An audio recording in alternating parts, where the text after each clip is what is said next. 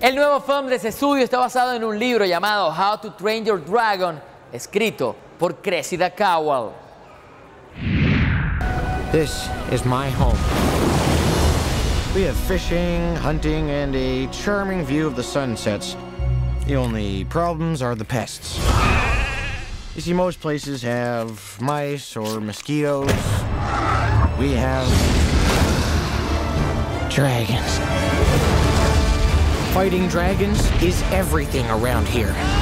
My name's Hiccup. I've always wanted to be a great Viking. Oh, no you don't. Oh, come on, let me out. I need to make my mark. You can't lift a hammer, you can't swing an axe, you can't even throw one of these. But this will throw it for me. Oh, I hit it? Yes, I hit it! Welcome to Latin America. Oh, thank you. First time here? Yeah. Welcome. Thank you. How long ago you started to write this story? Oh gosh, 2003. What's that? My maths is so bad. It's 2003. 7 years. 7 years. Wow. And I started actually 8 years because I started 7 years when it was published. Okay. And 8 years, since I first started writing them. So a long, long time. And it's taken about that much time for them to make the movie. Yeah. It takes a long, long time to make. I've discovered it takes a long, long time to make an animated movie because they have to create the whole world. Yes. You know, the whole world and every character, and they care so much about it. You know, it's been fascinating to be, involved in the process because you see how much goes into these things. I mean, so much dedication and passion and work goes into it. So it's taken them a long time. It's taken them 6 years. At what age you began to identify with the dragons?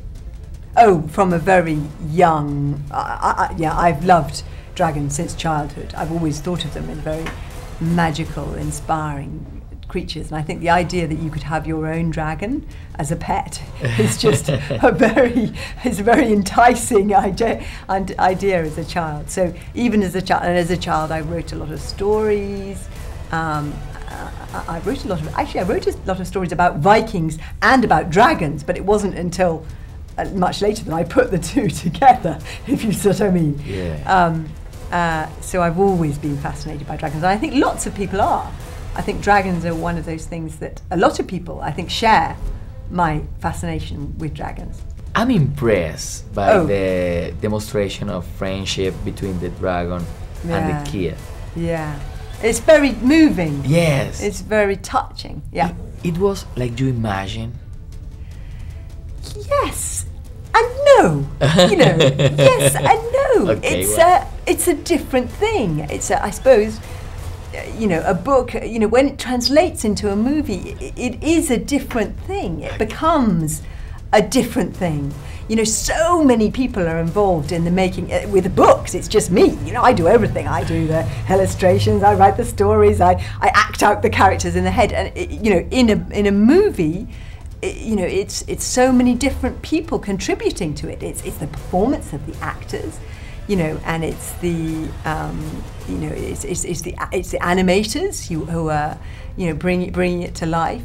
And then it's the the directors who have a vision, so it's a different process. So it is and it isn't like my vision. It's the books are mine, as it were, and this is a different thing. And authors feel very differently about this. I happen to find that very exciting. I find it fascinating and exciting, but authors do feel differently about that. Definitely, the movie suggests that young people can make their own decisions. Do you think parents will agree? It's difficult to be.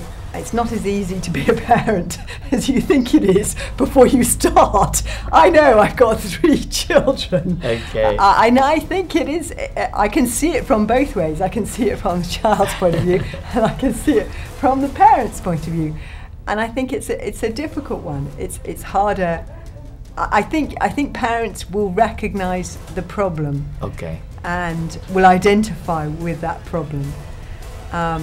And as a parent, you do your best, don't you? But I hope, as a parent, I try and let my children be, you know, what they want to be, and appreciate them for what they are. But it's hard, that parent-child relationship. It's also lovely.